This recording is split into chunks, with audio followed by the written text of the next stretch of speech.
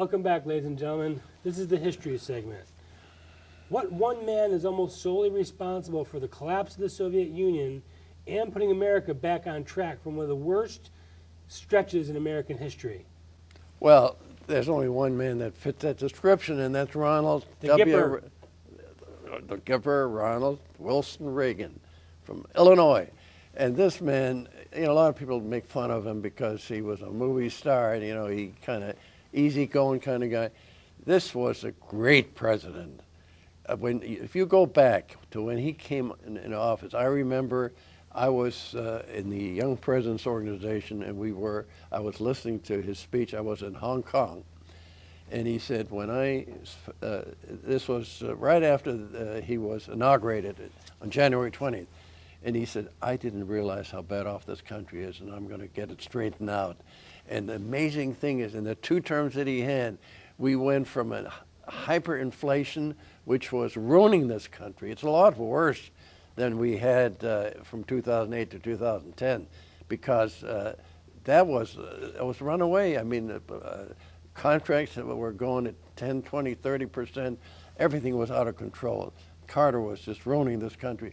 Mortgages were 20%, well, 18%. What about the Fed funds interest rates were up 15, 16%. Hundreds of our citizens were taken hostage and held. Oh, yeah. Well, but you see, the thing is, he had 2 terms, and not only did he do that, but he confronted the Soviet Union.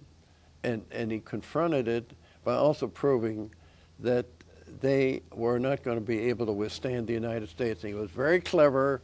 The Iron Dome that saved Israel from the Hamas and their friends from all over the world was really innovated here in the United States.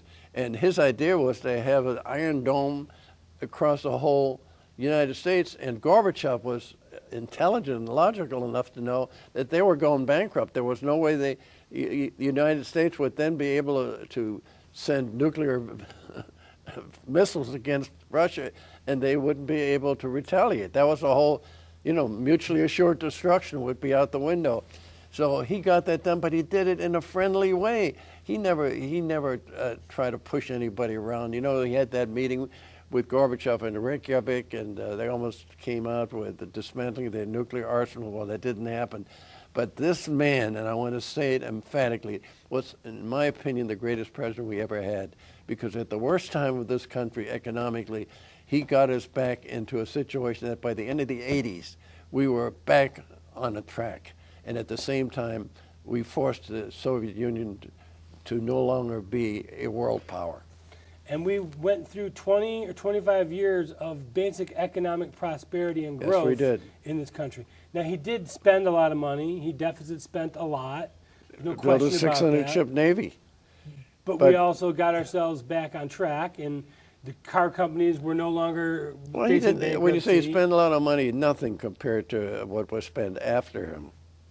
Between the last couple, yeah, two exactly. Bushes and Obama? I think I absolutely idolize this man for what he's done for the United States of America. And he was a Democrat. He became the president of the Screen Actors Guild. Oh, he was. Saw the unions. That's when he realized that he was a conservative. Well, the thing is also the Democratic Party changed also. I mean, it became communized in many ways.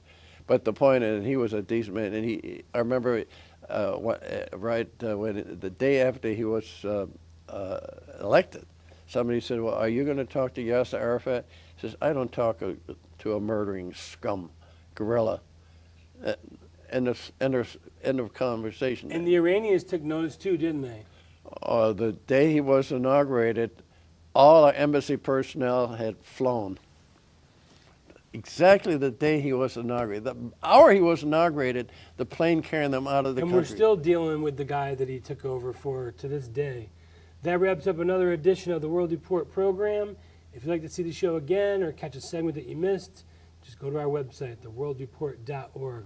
For USA Today online blogger Maury Beschloss and all those exceptional folks in the United States Armed Forces who volunteer to keep us safe, I'm Scott Crowfoot, and God willing, we'll see each other again.